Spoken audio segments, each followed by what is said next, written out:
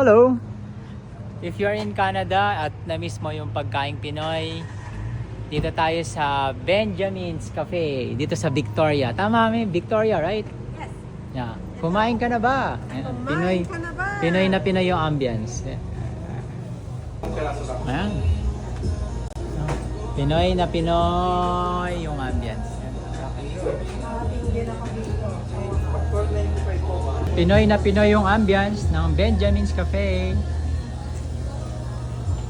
And of course, nandito yung ating Philippine flag.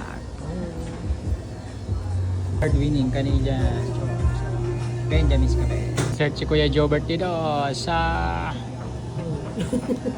Canada. Suka. Haunt us forever. Just